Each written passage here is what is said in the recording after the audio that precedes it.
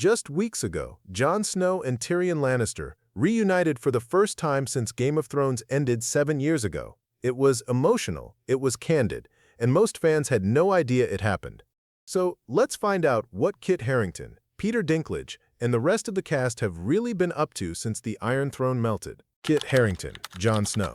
Let's start with the King in the North himself, Kit Harington.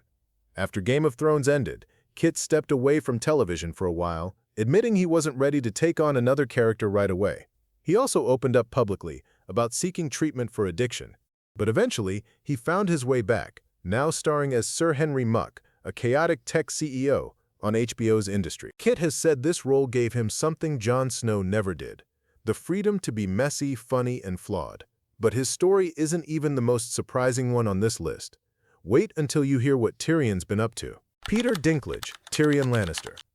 Next up, the man who won more awards for this show than anyone else, Peter Dinklage. Tyrion Lannister earned him multiple Emmy Awards and a Golden Globe, and he didn't slow down after the finale. He recently played Leon Prater, a billionaire venture capitalist with a dark side, in Dexter: Resurrection, alongside Uma Thurman. He also guest-starred in FX's The Lowdown. And just this June, something happened that fans had been waiting years for. The reunion, biggest moment. Kit Harington and Peter Dinklage hadn't seen each other since Game of Thrones ended in 2019.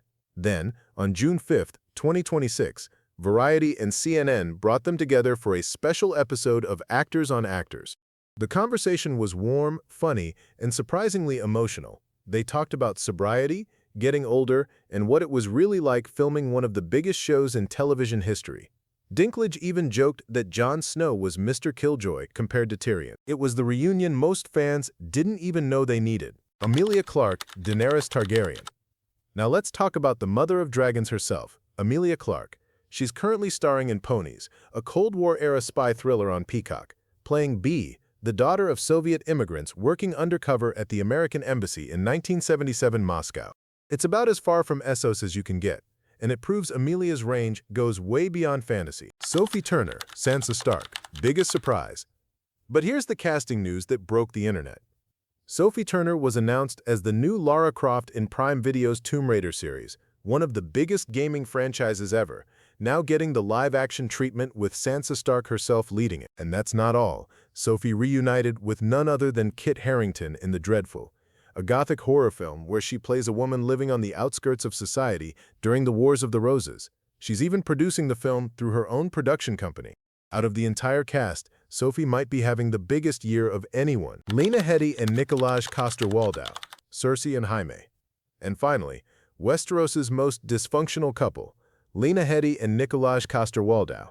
Lena went on to star in Twist, Rita, and Gunpowder Milkshake, continuing to play sharp, formidable characters. Nikolaj returned to the big screen in The Silencing and A Taste of Hunger, proving that Cersei and Jaime's actors are just as compelling outside of Westeros as they were inside it. 7 years later, and the Seven Kingdoms still aren't done with us. So tell me, Kit and Peter's reunion or Sophie's Tomb Raider casting, which one surprised you the most? Let me know in the comments, and subscribe so you don't miss our next Then and Now video.